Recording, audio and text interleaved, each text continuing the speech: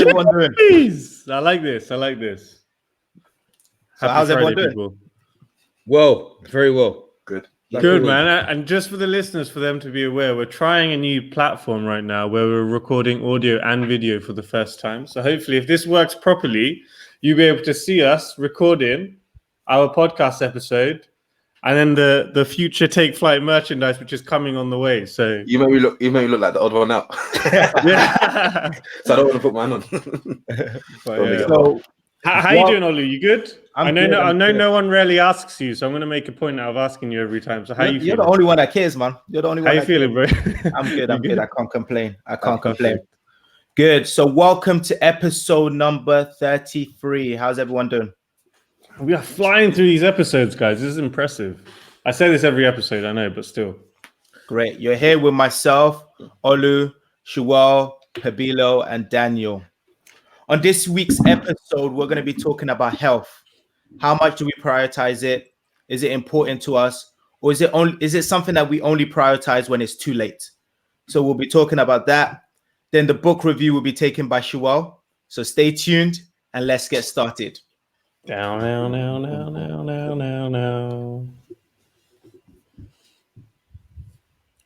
So, health. How's everyone doing? I know most of us in this group are now turning 30, so you're having like a aching back. How's your knees? You know, I can talk about my knees. My knees are not good. I've got one bad knee.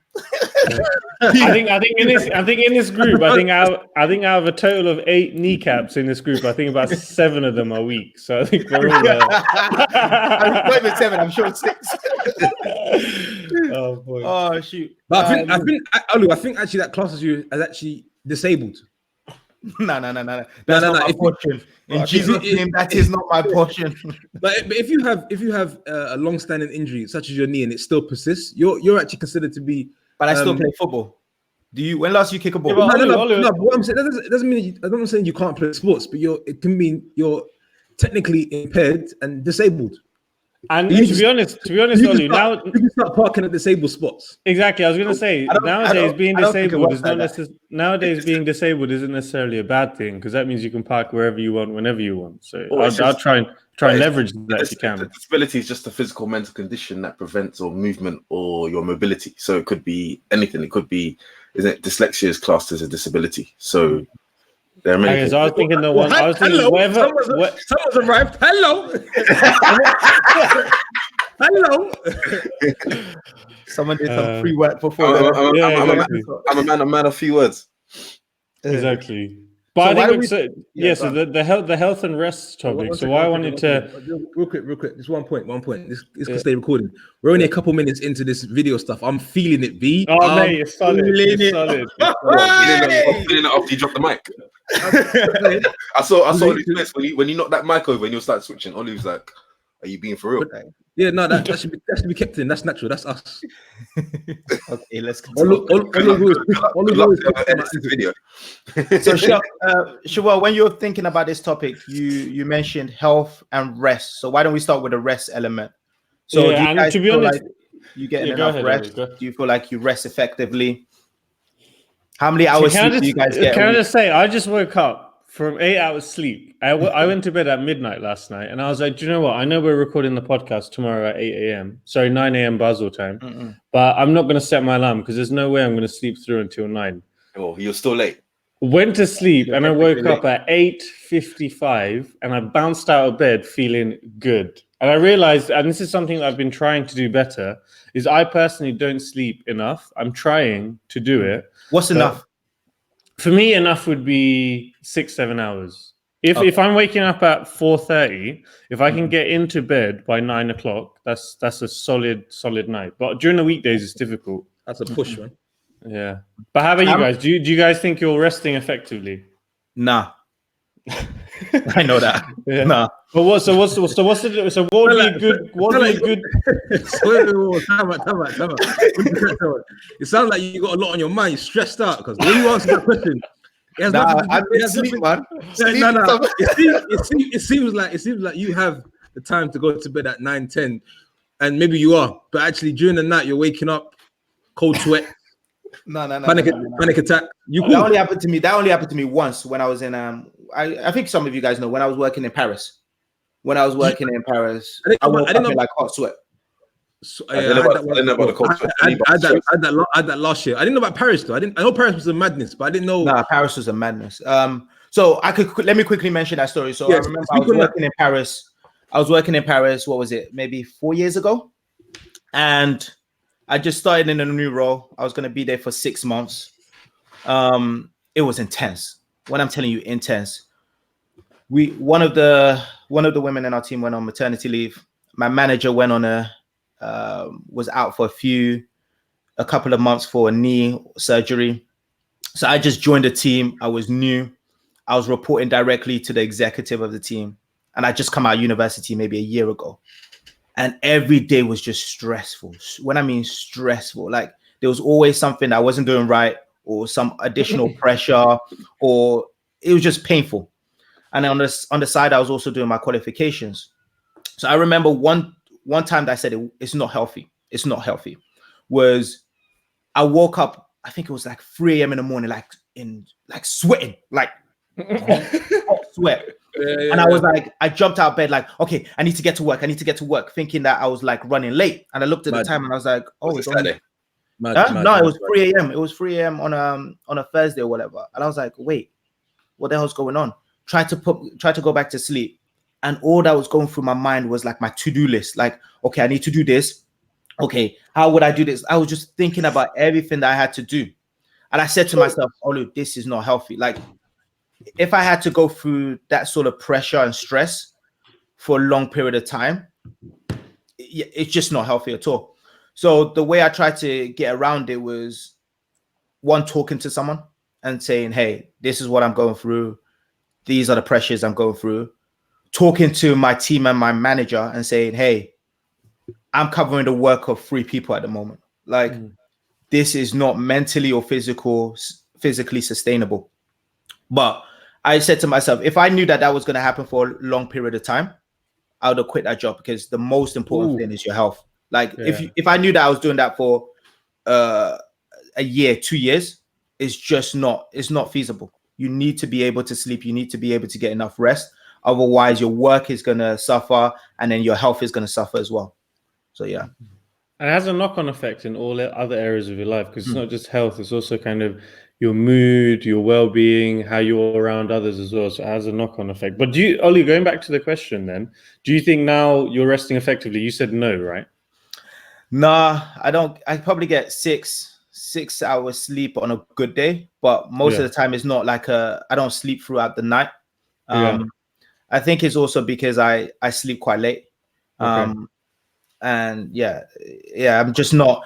I want to be able to wake up in the morning after 6 hours sleep and be like, yes, I'm ready for the day.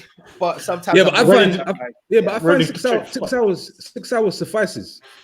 But you find out when you say you sleep for 6 hours, it's not solid 6 hours. Like, you're not getting really a good 6 hours of sleep. You know how there's that app that you could track when you're really in like a deep sleep and when you're moving around and you're not really in a good. What about yourself, Daniel? Well, I was going to say that we need to say that there's a difference between sleep and there's a difference between rest. Sleep is a very specific state of your brain, and if you don't sleep at all, that's when you become to stop functioning properly and makes you completely dysfunctional. Whereas rest is different in the sense that your brain is not recovering in this specific state, and if you don't rest, you just feel exhausted physically. You can still function, but not as effectively. So I think we need to, distinguish the two: sleeping and resting. Resting can be done without you lying down. It can be done without you shutting your eyes. It can be almost in a sense of you sitting on a couch and reading a book intensively, because it's using a different part of your brain. You're resting. You're not. But sleep is different because if you deprive yourself of sleep, that's when it can actually damage your health. And if it's done for a prolonged period of time, that's when you wake up in the morning feeling very lethargic. You're not able to function properly, and it has an overall impact on your mental health. If we talk about rest, I'm able to rest, and that's something I'm able to do quite well. Conversely, we've talked about sleep. You've been able to do that from uni days. You've been able to rest well. Yeah, I've always made sure that I've been able to rest, because if I don't rest, I myself, I get very not moody, but become short-tempered or very abrupt with my words and my answers, and when people want something. Yeah, I've been on a plane with you, Daniel, when there's too much turbulence. When turbulence has woken All a of us have brother up, experienced you that. don't want to be sat next to Daniel. You do not want to be sat next to him. Well, you don't want to sit next to Shoel because Shoel's sleeping. When we talk specifically about sleep, that's an area where I struggle because I can't sleep for a long period of time at one go. Like even if we speak about last night, and it's always specifically on a Friday night in general, I'm able to go to sleep. Like I think maybe it's the end of the week feeling, so I won't stay up crazy late. But I went to bed maybe 10:30, 11 last night. I think okay, yeah, I have just good solid hours sleep till 7, 8. But my body will naturally wake up around. I think I woke up at 5:30 this morning, and going back to sleep just wasn't possible. So I lay down in bed for a bit, and then I got up, I did a workout, and I just started doing other things. Usually I might start ironing my shirts on a Saturday morning, like 5, 6 a.m., just because I can't force myself back to sleep. But during the week, I usually head up to bed between 9:30 and 10, and I'll wake up about 5:30. But I would say my quality of sleep is poor.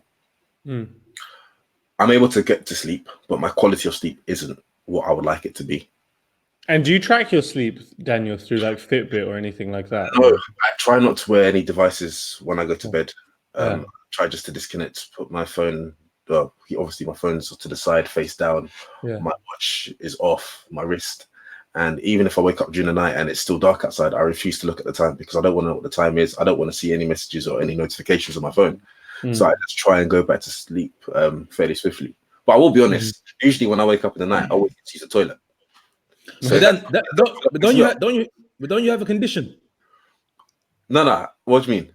As to why you can't sleep? Why you guys laughing? As to why you can't Because sleep? because the way you're saying it, I was like, I don't know if this is a joke. No, or but if I it's feel like we've spoken about you're able to you're not able to sleep at night because you've got something going on, or not? No. Oh, okay. I'm fine to sleep at night. I'm cool to sleep. It's just staying awake. Even Olu could probably confirm this. Even when we were away, I woke up really early. I'll be awake and then I'll just get up.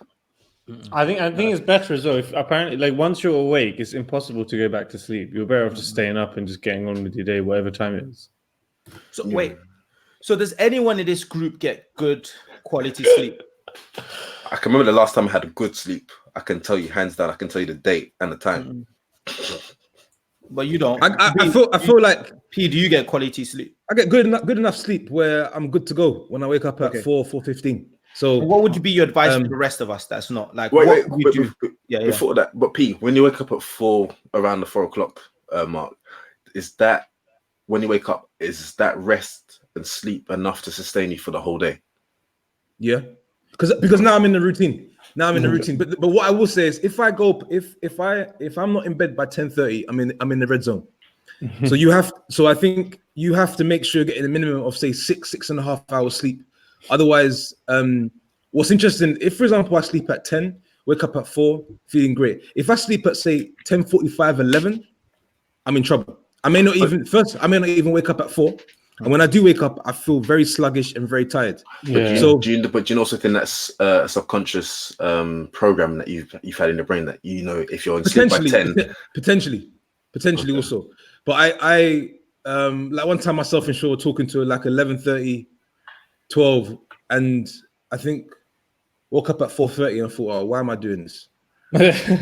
whereas if I'd gone to bed at 10, I'm ready to go. So but I don't know, to Olu's point, my advice is just I think, but the thing about there's this book I think we spoke about before called Sleep, but I think people need different sets of hours in order to whatever works best for them. So if you can operate on 6.5, work on that. Some people need about 7.5 to 8. There's something, I don't know if I shared it with you, but I'll try and find it and share it with you. Maybe we can post it. It's talking about sleep, and it's in reference to even when you're on holiday, even when you're not doing anything, say you're not in the working week, it's the weekend or on holiday, continue to keep that same routine. Continue to wake up at the same time. Continue to get the same, go to bed at the same time, and try and stay in that routine, whether you're working, not working, or whatever it may be. And that's something I don't have a choice. It just naturally happens to me. This is what this is why I was telling you to continue the 4 a.m. even on the weekend. What? Sure. No, because the point I'm saying, listen, we said it before. Get up at 4 always. Yeah. If you go back to bed in 2 hours, 3 hours, fine. But keep 4 a.m., 4:15, 4:30 as your official forever alarm clock. No, Anyway, I agree. I think it's important also to have the consistency. But I guess for me, the reason why I'd rather stick to Monday to Friday is because having 2 days out of consistency, waking up a little bit later at say 6 or 7 or 8, like today, I don't think that throws me off so much to get back into the routine on Monday. But say if I was taking a break for 2 weeks and then trying to get back into it, it's difficult to get back into it. Does that make sense? That's what I find anyway. And also because it's over 2 days, by the time it gets to Monday, I feel well rested enough and motivated that okay, I want to get back into the early wake up on Monday as well. So you know what I think what we all need to do, plus advice for others, I think we need to spend more time finding out why sleep is really important. Because I don't know if similar to therapy, I don't know if we spent enough time delving into that topic to understand the science behind why it's important to get, say, 7 hours sleep every night. Because Daniel mentioned it, you're having your brain cells repaired and it's working on whatever happened in the last 24 hours and you're giving it that time and space. But don't you feel like people know? Like people. No, I think people do. know. I think people have, I feel like, for like example, everyone knows because of the fact that go a week, with only like 4 hours. Because I think all of us in this group have probably had to work on a project or done something. Where we've gone a week with only minimum amount of sleep. Yeah, and you could tell how mentally, physically drained you are. So I think people know the side effects of not. Or maybe they don't know for a long time, like what health issues it can give you. But for a short period of time, I think people know the side effects. So I'll give you. So I tell you what I think will happen once people start to look into, like even for example, studying certain athletes and the times they sleep and also throughout the day. I think what happens is the following: if people look more into the importance of sleep, the first thing they're going to do is probably going to check their mattress in their bed. Is it good enough? They might end up getting. That's why I need to change both. I bought some it's a serious thing, like. I bought a mattress, brand new when I moved into my place. Bought a mattress, but the firmness of the mattress makes a difference. People's back and thing that needs differently to a different trust me, different mattress. And when people are like, oh yeah, I don't want to spend that. No. You spend how many hours you spend sleeping? Listen. You spend a crazy amount of time sleeping over your lifetime. You need to invest in your mattress. So that's the next thing I'm investing in, and I don't care if it's I tell you, the quality, it makes a difference. But the thing is, but that's also a large factor, a driving factor as to why perhaps the sleep is broken or you're not getting a good sleep. No, for sure. Because the mattress is not calibrated to your particular body and how you sleep. Sometimes you've stayed in hotels where you jumped on that mattress and you're like, damn. Wow, let me tell you something now, guys. Heavenly. The Sheraton in Stockholm. I'll leave it there. if you just listen to I say it again for the listeners. The Sheraton in Stockholm. I found myself on the checkout. I said to the lady, "Listen, where do you get your mattresses from?" I'm not playing around. So then I started Google searching it. It was so powerful. If you sat on the edge of the bed, you wanted to lie down. If you lay down, I found that. If you lay down, what's happened to me? Okay, if you lay down, you're sleeping. Sounds kind of dangerous. You're always sleeping. I'm like, what time of the day is you're sleeping? It was quite thick, but it was just the way in which it married your body when you lay down. Oh my god. Oh my god. How much are they paying you for the shower? I don't know how much. I don't know, but the mattress is 3,000. But I believe it's worth it. We haven't bought it ourselves. What we've bought is another trick for people listening as well. You may not actually. We wanted to go change our mattress about 1.5 years ago, and we were prepared to spend whatever was needed. But then the guy said, "Try a topper." I don't know if you guys know about a topper. Yeah. Try a topper, because the mattress that we had, sure, we're still working with the IKEA mattress we bought years ago. No, bro. I upgraded when I came back from Japan. What, you didn't shout? You didn't tell me no. Anyway, but I was mate. You know what's funny? Yeah, this is another thing as well. Is that we sometimes get used to a particular standard and we just roll with it. I would wake up in the morning sometimes and my waist will feel detached from my legs. You might know about that feeling, innit? Yeah. And I'd work it out like this, yeah. and then Lauren because now Lauren's moved over to Basel. She was like, "Babe, your back's not right every time you wake up." I said, "No, it's mine, man. I just got to cook it out." This mattress. I'm sure she was probably the first one. She's probably the first one to be like, "This mattress is whack." So I didn't pay attention until she said, "Yo, my back is hurting as well." I said, "You sure?" "No, my mattress is cool, dog. It's been serving me for years, bro. Every morning." That's the whole point. Years. The thing is, I know especially when it comes to spending that type of money, because mattresses are kind of heavy as well. P would have been like, "Nah, we're cool. We can stay operating this one." I'm like, yo, I've been enjoying this. By the way, this mattress is poor, fam. When you on the balance of mattresses out there, this mattress is not a good mattress. It's the mattress that I think they kind of throw in when you buy a bed. So yeah, take that one. Yeah. So then we bought a topper, change the game. Mm-mm. So Yeah, I think they've your advice to change your mattress every 10 years. Yeah. And even with that, when you something I do every 6 months, you should turn your mattress over. Mm-mm. So flip it over. So I even do head to toe flip over so that it evens out, because obviously after a while you're sleeping on it. But Dan, if you got the mattress from IKEA, I doubt it's one of those. Oh, okay. I doubt it's one of you. You really can't flip it. You really can't flip it. It's gonna have the springs in the back. No. You could. But no. So I think question is, we know sleep is important. How do you improve the quality? I think one of the steps people start to look into their mattress, their beds. In that book, it also spoke about like understanding your bed is only a place to rest. So it's almost like making what the athletes do is they almost have they don't have really a bedroom, they just have a restroom. So I guess I don't know if we all have the luxury of as many rooms, but they literally would walk into a room and in that room is only the beds. No wardrobes, no cupboards, no nothing. So I think we need to kind of like, I don't know, put sleep on like this special pedestal and say, when I lie down, it really is to rest and get good sleep. Mm-mm. So let's switch it up, because I think we talked a lot about rest. What about health? Because I think we've got another sort of 5-10 minutes. We could just quickly discuss how is everyone's health. I know that's also a very personal question. I can talk about myself. I've got one bad knee from excessive use. And my football career, my short football career, that's sort of what's caused my bad knee.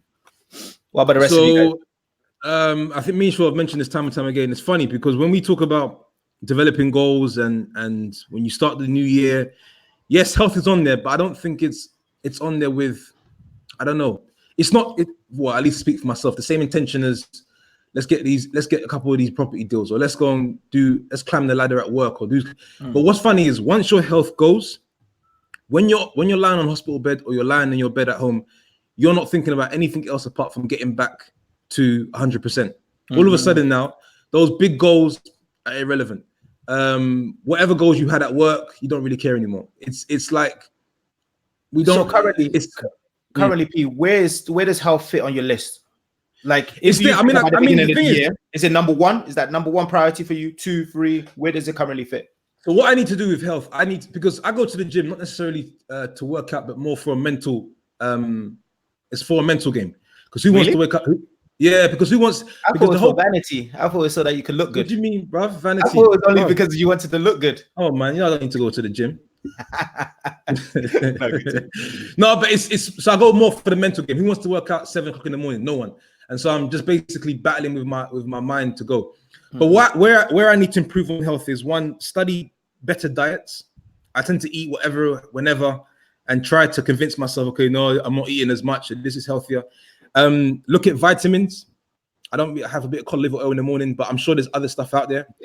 And then also what I don't do, and I haven't done in years, and it's bad because I actually I say on purpose, but the appointment was in my calendar and I just thought, yeah, whatever. I don't go for checkups. So my dad, when I was in the UK last time, he said, listen, I see the run that you've been on for the last couple of years. I think you've been in places of high stress. He's a doctor. So he said, I need you to go and get a checkup. I said, I need you to go check your blood, your sugar levels, everything. And I was like, yeah, man, cool. But you see me though, I'm good in it. He said, no, I need you to go and get a checkup. So I booked the appointment, but then I kind of moved it. Oh yeah. Then it was supposed to be last week. I rescheduled it. So I think that's the area of health where I need to start improving, because otherwise, there's an epidemic in terms of, especially in the Black community, where we don't do a good job of getting us, like, going to the doctors and getting checkups. The only time we really go is when something's either falling off or we're like really in pain, where we're like, yo, it's time to go. But it's not something that we need to do. And I feel like, one, I don't really understand. I've never really understood the reason. I guess I need to do the research in there, because obviously the standard of health, and especially for minorities, hasn't always been the best in terms of history. But then also is, how do you change that stereotype and change that mindset? Because as you mentioned before, the most important thing is your health, man. Everything else you can't achieve unless that health box is ticked. And you never really know until it's... Yeah, it's also funny. And sure, let Shua go next. It's also funny because, let's say, for example, you're on a good run, right? So you're fortunate enough to not have any injuries, but then something happens, boom. And then you have that realization, wow, like, health is so important. What's funny is, even when you get back to 100%, you're going on like you was before. So I guess the question I'm trying to ask myself also is, to your point, Olu, how do you change the mindset so that now I'm checking myself every 6 months? I am making sure that you should treat yourself like a car. MOT is done every single year. Servicing is done every single year. Your body should be the same. Yeah, but I feel like I'm a Mercedes, because I can do like but Mercedes, no, but that's your life, that's your lifespan. But when you talk about servicing and making sure there's it's sustainable, your car is MOT'd every single year, road tax every year, servicing every single year. And Warren Buffett, in one of his documentaries, spoke about treat your body like a car. Imagine you can only buy one car and you're stuck with it for the rest of your life. Treat it well, service it, MOT. He said that's like your body. You only have one body for your whole life. Be conscious of what you feed it. Be conscious of how you treat it. Be conscious of what you do with it. So even as your body, you might be on a good run, but it's still important that once a year you get your, cholesterol, blood sugar levels, your blood checked, everything like that. Do you get yours checked in every year? Yeah, I get mine checked every year. Dan ain't playing. I know. Dan does. I get mine checked every year, and even because of my back, I've been seeing the osteopath and everything like that, and I got my bloods checked, and I think that the blood, I was like, when I saw the statement, the bill for the bloods that he took, it cost £500. 500, and I was like, whoa. Luckily, I've got private medical insurance, because I can check your bill for 500. I can tell you if it's the right color. I can tell you, it's red. That's the whole problem. I thought we were gonna say I can take your blood for you. Don't worry, I can do it. I got the equipment in my house. No, but Daniel, why did it cost 500? Because it was done privately. It wasn't done on the NHS. It was done privately, and what he was targeting as well for each blood test. So it was quite hefty. Run the results then, innit? So what was it last year? What was it this year? What's going on? I've got them all written down somewhere. But the reason I send it to you afterwards. The reason I do it, it's not like I choose to do it, it's because of my medical insurance. It's encouraged, and you get rewards for doing the health checkups and stuff like that. So that's why I'm more inclined to do it. I'm not saying I wouldn't do it, but I don't know if I definitely would. So would you say people should consider private insurance? Oh yeah, I would definitely agree with it, because not only do you have there's two things. There's the NHS, which I applaud, and I really am proud of the healthcare system that we have in the UK. We're very fortunate to have free healthcare, but also having the option to go private at times when may be needed for a much more serious matter. You can't put a price on it, because even with the treatment I've been receiving on the NHS, I'd have been waiting for a very, very long time. And even with my back, I remember Shuel saying, go to the doctor and told them that, exaggerate how your back is so that they can give you an MRI. I still didn't even get an MRI, didn't even get an X-ray with the doctor, because from going private, I found out how much the cost is with the NHS and how much it is going private. So the NHS are charged for it, but they don't want to pay that cost and only want to do it in dire situations. Whereas when I did the MRI, like even on the NHS with the MRI, you can have an MRI scan, but your results might not be available for 5 or 6 weeks. I did it on private. MRI scan, the results were ready next morning. So there is definitely a cost benefit. I've got a funny story about NHS, but I'll leave it for another episode. Let me pass on to Shuwal. What are you going to say, Shuwal? Because I was thinking that I think especially when we talk about health, and I think the point that you mentioned, Olu, about the kind of our cultures that we growing up in, maybe with our parents, was health really a priority or not? I think there's probably a lot to unpack that we could even spend a whole episode talking about. So maybe what we can do is, because I think we've had a great conversation, because it starts with, I think everything starts with rest and sleep, which we all said that we're kind of doing okay, but could probably get better at. And then how this leads into knock-on issues and health. But I think we've had a great conversation, something that we can definitely build on in another episode, and especially health in our cultures, because I've seen a massive lack of focus. If I think about my dad, if I think about his friends, of just working too much, not sleeping enough, and eating not very healthy food, and the knock-on effects it has 20, 30 years on. So I think we could definitely unpack that in another episode. Sure. So no, great conversation. So let's move on to the book review. So Shuwal, how do you think we should close that last bit? Should we just give like a final, I don't know, what tip or yeah, like, is there anything recommended that either we will do ourselves more, or what we will recommend to others based on the conversation we had today? Sure. Yeah, for me, you can continue on the end of yours. So say that again, but at the end. Yeah, so basically, guys, I think to close the episode, what's the recommendation that either we will give to others, or most importantly, from what it sounds like, what we would give to ourselves to try and rest more effectively or sleep more effectively? What are you guys going to change? It sounds simple, but there's meaning to it. Is be deliberate. Sometimes what we find ourselves is just falling asleep, or just not falling asleep, but kind of it's time to sleep because it's getting dark. But no, I'm actually going to put in my calendar 9 o'clock or 9:30. Sleep, go to bed. So it's kind of fix it like a meeting. Make it deliberate. Yeah.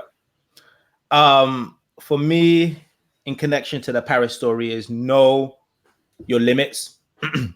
So if you're going through a period of time where you know your sleep is being affected, so you're not getting enough sleep, you're extremely stressed, you need to change something in your environment. So don't be afraid to talk to someone or stand up and change your current environment if you know it's impacting your health, or rest.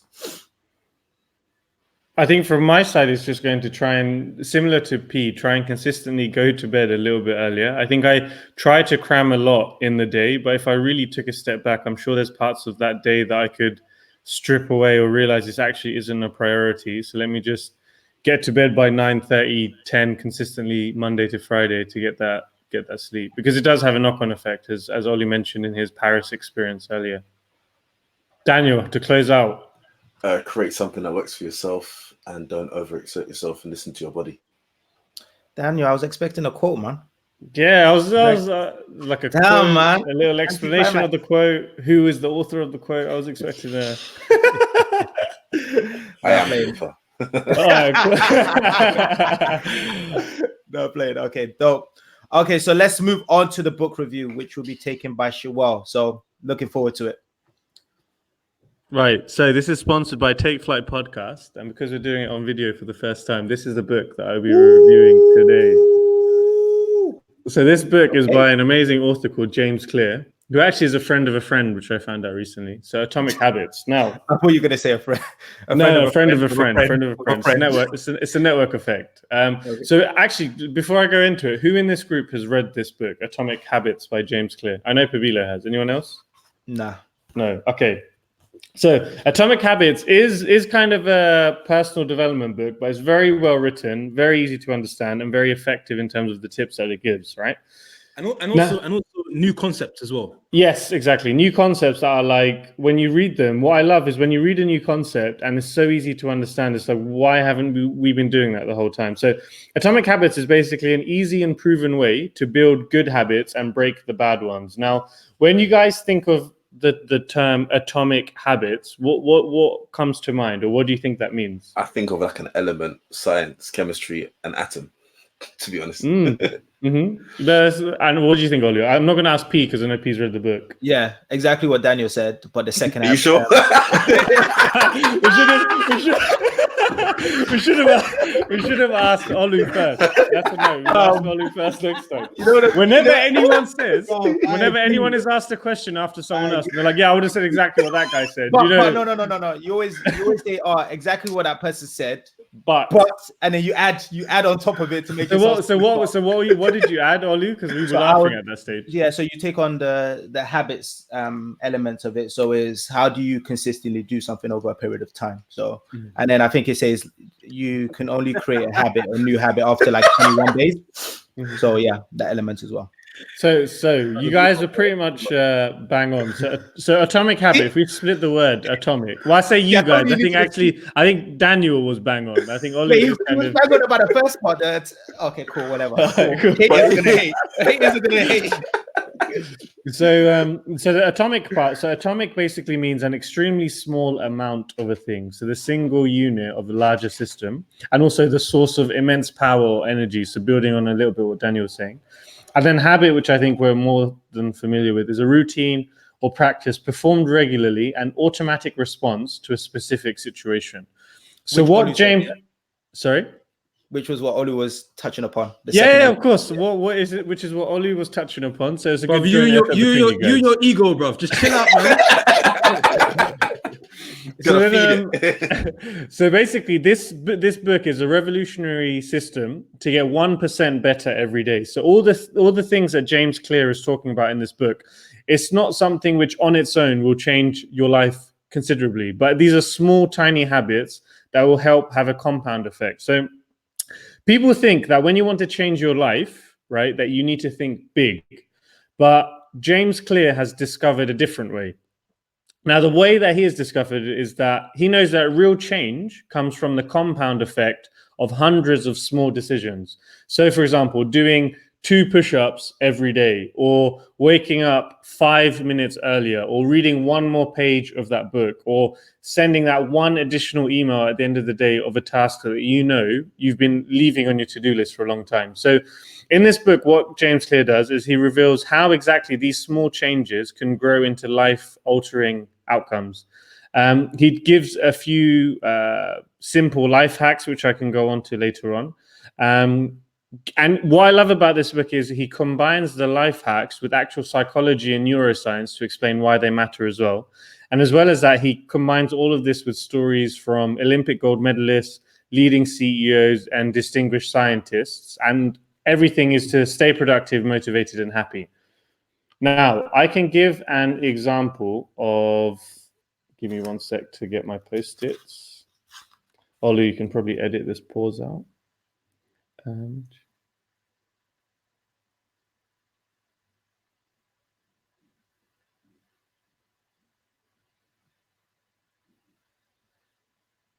Ruckus. Just taking a quick break for adverts. Once we're sponsored, we'll start saying adverts during this pause. Hold on. Oh man, should have got at least one of them.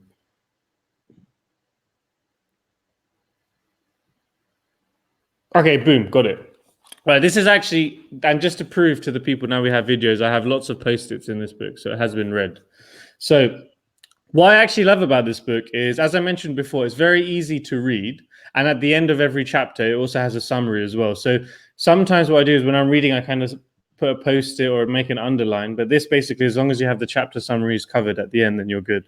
So one thing that I love is, if you really want to change your behavior, one of the key messages of the book is if you really want to change the behavior, and I think we spoke about it in the episode of removing the TV from the room, which Pabilo did, is always easier to change your environment than it is to muster up even more self-motivation in yourself to actually get a task done. So what does this mean? This means, for example, if you find yourself that you're coming home from work and you're watching TV, and you've realized for yourself that watching TV isn't helping you get to where you want to be, and you're spending too much time in front of the TV, instead of coming home from work every day and seeing the TV in the corner of your eye and being tempted to turn it on, make your environment easier and move that TV downstairs or into another room. Or another example is, if you want to start eating healthier and you find yourself having too many packets of Doritos every day, instead of buying 20 packs of Doritos and leaving it in your cupboard. Make your life easier, and just do not buy snacks that you know that you will have, because you know that that's not getting you towards the goal that you want to be. So just removing the temptation, or removing the temptation. Exactly. Because the best way to make a behavior change is to make whatever you're trying to change, make it invisible, so you're not even having to think about it.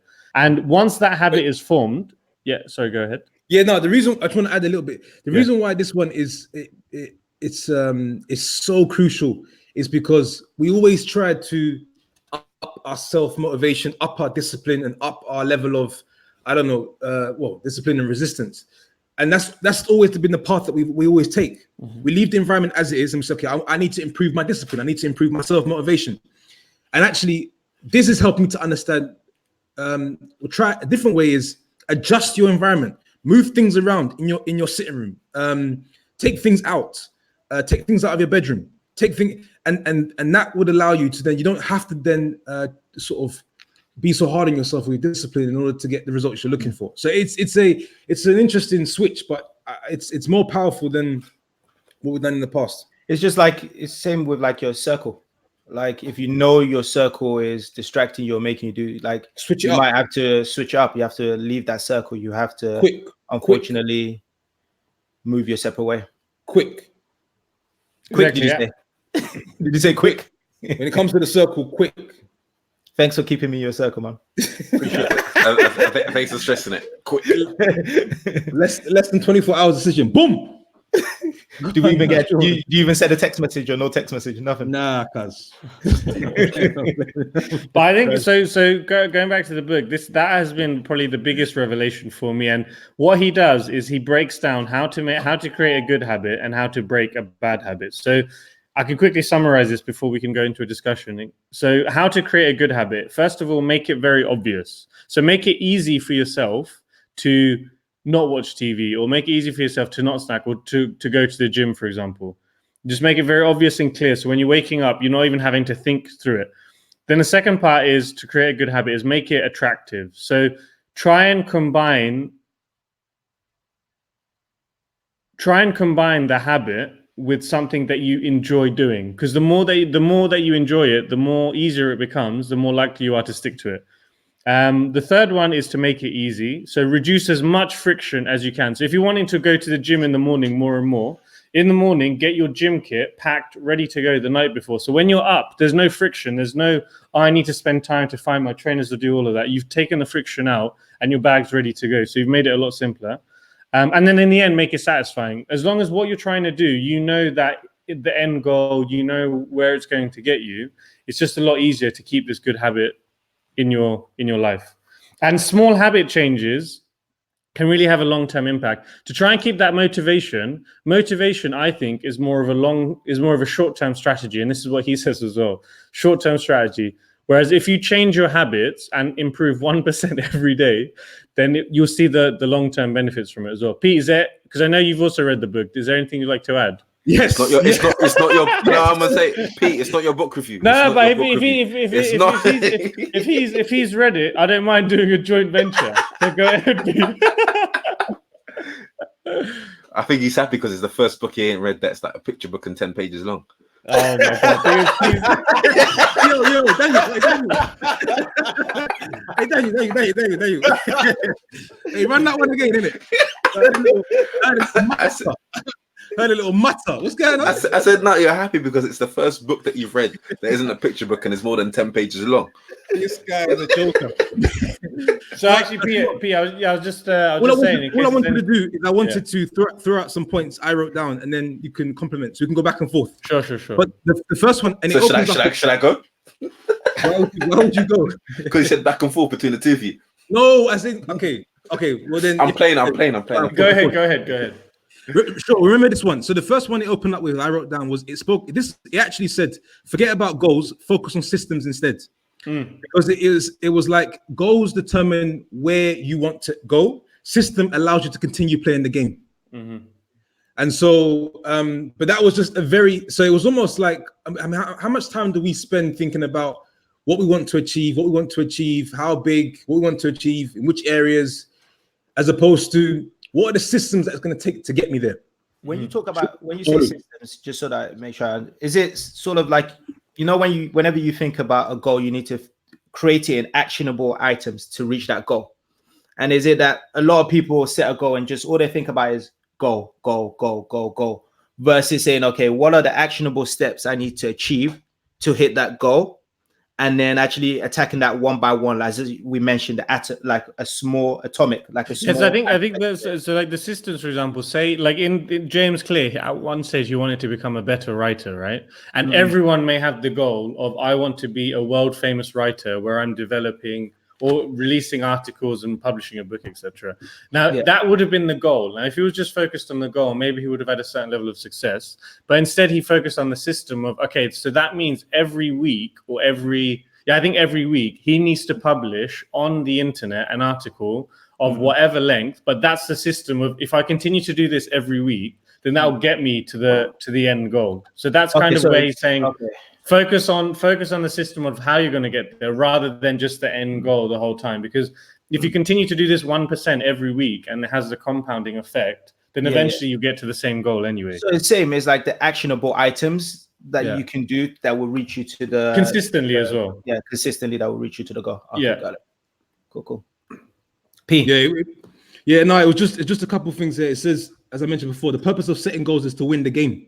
The purpose of building systems is to continue playing the game. If you're having trouble with changing your habits, the problem isn't you. The problem is your systems. You do not rise to the level of your goals. You fall to the level of your systems. So, some powerful words there. But yeah, definitely actionable items. Cool. And actually, one other thing to add is with goals as well, which I found he has a funny take on it. Because with goals, all winners and losers actually have the same goals most of the time. Someone who wants to have, say, like 1 million units in his property portfolio, someone probably with 100,000 units may have that same goal as someone who has actually 0 units. So having a bigger goal doesn't actually change anything in terms of where you're trying to go for. But what really changes is the systems that you put in place to get to the results. It's the actionable items that you mentioned, Olu, consistently in place to get to the goals. So having these goals actually is okay to a certain extent of kind of pushing yourself. But what system do you have in place of actually getting there? And that's the thing that makes the biggest difference. The second, just to run these things off, it's just really to give a preview of the book. And I recommend that every single listener buys this book because I think it's one of the best books today on the market with relation to habits. The second one, which was also very interesting for me, it says build identity-based habits.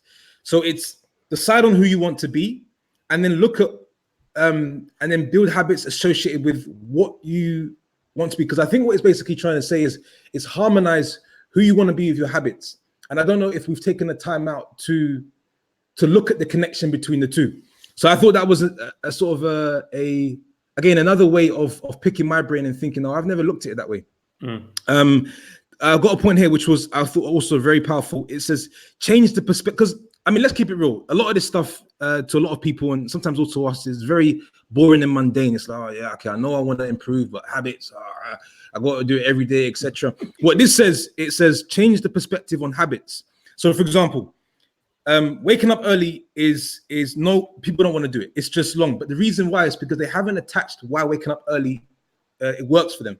So what it says is that whatever habits you know you need to start doing, attach to that habit why you should do it. So for example, it says I wake up early to get closer towards my vision. Now you're starting to attach what you're and you're verbalizing it, what you are trying to get out of your journey towards that small win in the morning.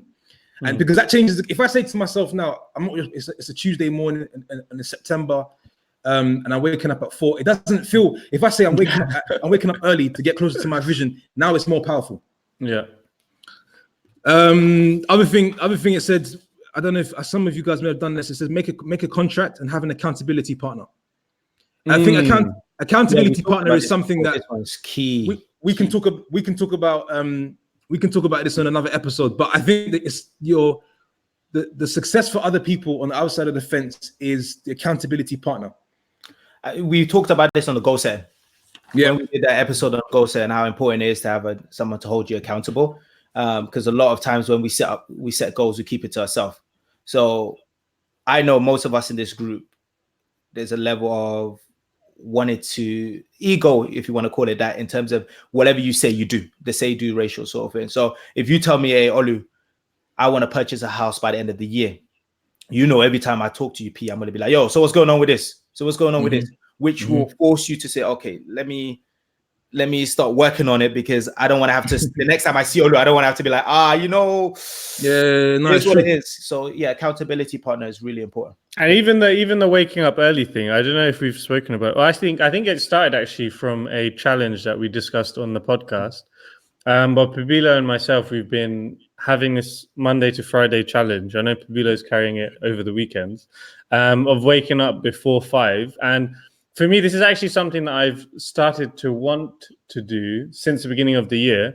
But it was only until, how long have we been doing it now, P? About 3.5 months, maybe 4 now.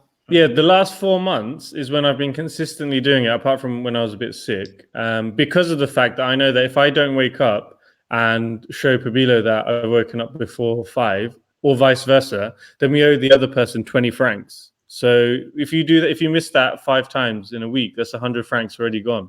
But I'm not gonna lie to you guys, that is a true game changer for you guys. Like, Oh, Yeah. 100%. when I wake up at 7 o'clock, I look at and later on in the day, I look at my phone, and you guys have started a small community. It's not just you guys, but like the listeners, some of our listeners, jumped on the challenge.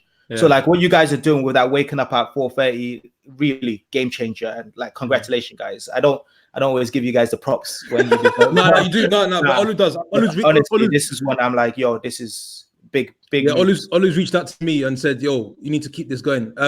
What I will say is in the first, I don't know, 10, 15 days, it's tough, but now it gets to a point where it's automatic. So it doesn't seem, if you look at it now, it's this guy's still waking up at 4. It's like waking up for anyone else at 7 o'clock. So it's just getting used to it. But yeah, I think accountability partner is but now what's interesting, because we know this works. We are now trying to apply this in other areas. So we've got other things that we're trying to do and say, look, if we don't, by the way, what Shaw forgot to mention was that the money goes towards charity. So by the end of the month, we stack up, and whoever owes whoever what, that goes to charity. So it's a win-win. We get better, and also charity benefits. We're now thinking about how we can actually play this game in other areas as well. So for example, we play it bigger. We've all got goals to secure certain deals by the end of the year. If you don't get those deals done, you owe the other person, it could be 500, 1,000. We haven't decided yet. But at the end of the day, you could say, oh yeah, you're raising the stakes. But if it works, do it. 100%. 100%. Right, guys. So we want to leave some of the book for the listeners in case they haven't read it. So just to repeat the name and the author. So it's called Atomic Habits, and it's by James Clear. An easy and proven way to build good habits and break bad ones. Very practical and very useful. Nah, I'm gonna order it now, sure. I'm getting my phone. I'm gonna order it right now. Boom. So thank you for listening to episode 32 of Take Flight Podcast. If you have any feedback for us, please reach out to us on Instagram at Take Flight Podcast, or Gmail at takeflightpodcast@gmail.com. Danny doesn't have a share, but peace. Cool. Let me end this broadcast. Mate, Olu, I like this platform, bro. I Big like time. it. Big I like time. it. Big I time. like Big it. time.